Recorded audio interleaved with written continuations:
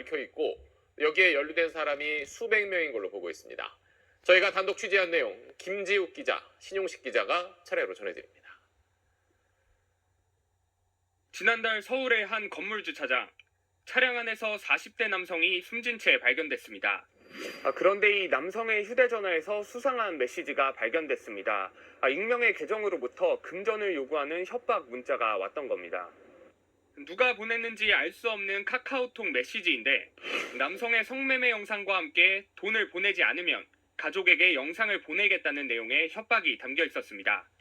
남성은 어디에도 알리지 않은 채 몇 차례에 걸쳐 1,000만 원 이상의 돈을 보냈습니다.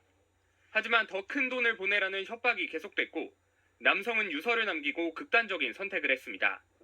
도대체 무슨 일이 있었던 걸까? 지난 9월 인천 부평의 한 모텔. 취재진이 확보한 모텔 CCTV 영상엔 당시 범행이 고스란히 담겨 있었습니다. 미성년자로 보이는 여성에 이어 남성들이 드나듭니다.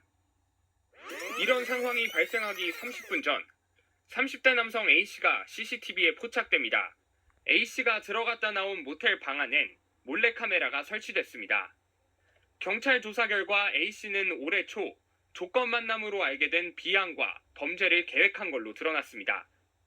서울과 수도권 인근의 숙박업소를 일주일 단위로 예약한 A씨는 SNS에 미성년자 성매매 키워드로 글을 올려 성매수남을 모았습니다.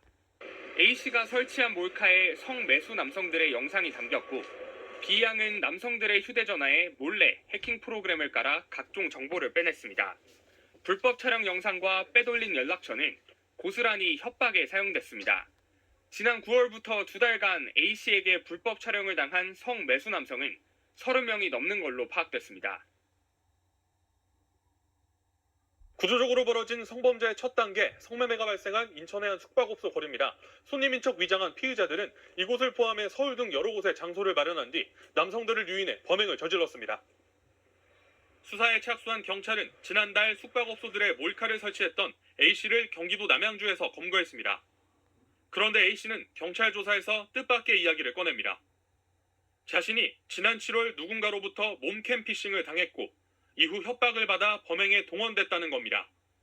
범행으로 받은 돈도 모두 윗선에 상납했고 범행을 설계한 것도 이 윗선이었다고 A씨는 진술했습니다.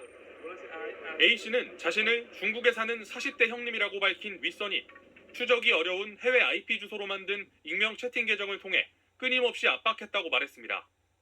애초 협박은 돈을 내놓으라는 것이었지만 A씨가 돈이 없다며 버티자 범행을 지시하는 쪽으로 방향이 바뀌었다고 했습니다.